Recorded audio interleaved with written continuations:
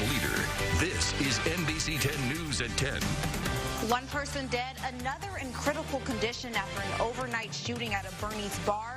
The search for the person responsible. And two suspects accused of killing a U.S. service member in Little Rock. The hefty reward police are offering if you can help find the killers. Plus, a 7-year-old track and field prodigy from Monroe wins a national title in New York City. Stay tuned for his story in sports. Happy St. Patrick's Day, and thank you for spending part of it with us. I'm Randy Ayala. We begin tonight with the search for the person responsible for the shooting at a Bernice bar that left one person dead and another fighting for their life. Police have identified the victim as 23-year-old Timothy Starks Jr. from Ruston. The Union Parish Sheriff's Office says the two victims were found at the Rolex Lounge off Highway 167 in Bernice. Starks died at the scene. The second victim was airlifted to University Health in Shreveport in critical condition. Police have not identified a suspect or a motive. The investigation is ongoing. To Little Rock, where police are searching for two suspects accused of killing a U.S. service member during a robbery Friday night. Rochelle Turner has more on the case and the victim. North Little Rock police releasing this video on Saturday. Violence can happen anywhere. It shows two people dressed in all black attempting to rob this Valero Big Red gas station on West Broadway Street. Police say the two people are accused of killing a U.S. service member Friday night. You know, it's a sad situation with the violence in the world today.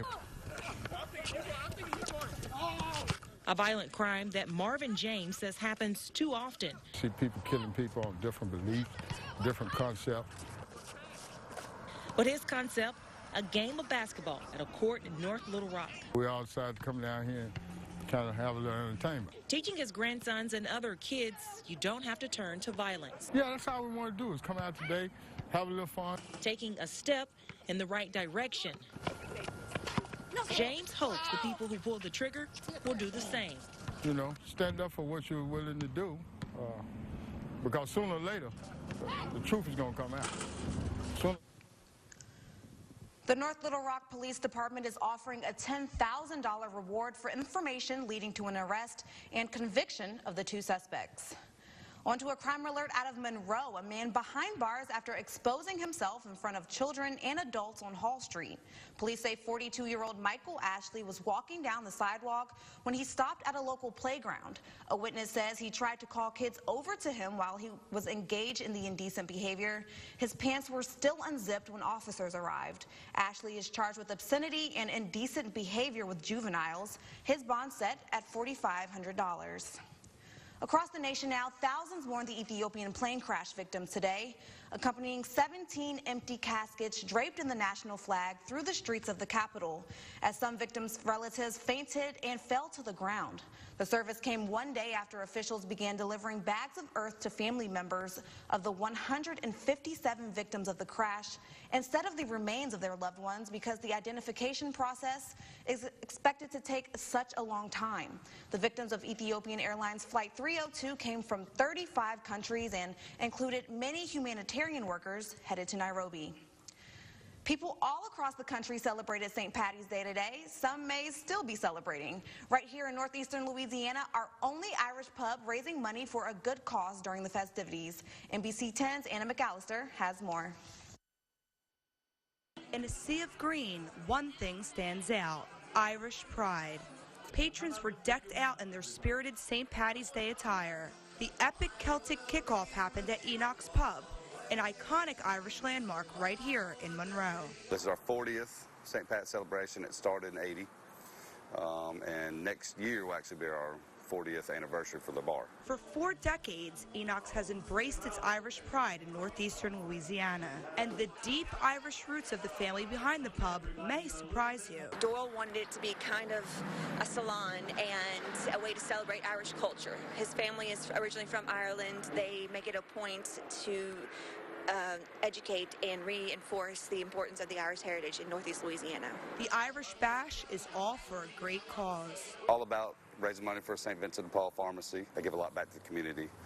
They help a lot, and it's this day. It's a big day. It's our biggest day of the year. For the patrons, it's about celebrating, but it's also a day about coming together. It's amazing. Everybody comes together. The pub is already just friends and family. It's home to a lot of people. Through the beers and cheers, Dollar wants people to remember this about the holiday. It's a big deal for us. It helps to remind us of our Celtic heritage and how it is that we came to be in Louisiana in the first place. Reporting in Monroe, Anna McAllister, NBC 10, your local news leader. Also in Monroe today, gamers from around the globe came together to compete in a Mario Kart tournament. Competitors from as far as Europe met at Tower Place to battle it out for first place. It was the first of its kind held in America. A similar tournament for the iconic video game has taken place every year in Europe since 2002. There are American players that can't take the huge journey to come overseas, and also because there's this American version of the game. And, you know, me and my friends were over there competing, and if anyone was going to make the tournament, it was going to be. The gamers had the opportunity to show off their skills, but sharing one thing they all have in common, the love for the game. The unofficial arrival of spring is here, marked by the Spring Market in Monroe. The Junior League of Monroe led the event that featured dozens of vendors at the Civic Center. From jewelry to handbags to food and drink, the market had it all. And the proceeds from the event go towards a great cause. It's important to the league because all the proceeds from Spring Market go back to fund the league's mission, which is promoting volunteerism, helping to develop leaders in the community, and making an overall community impact. Attendees walked around the center checking out all the products and services vendors had to offer. Coming up after the break on NBC 10 News at 10, we'll introduce you to the North Carolina teen using her sickness for a once-in-a-lifetime opportunity. Very cool story. Yeah, and we're enjoying some very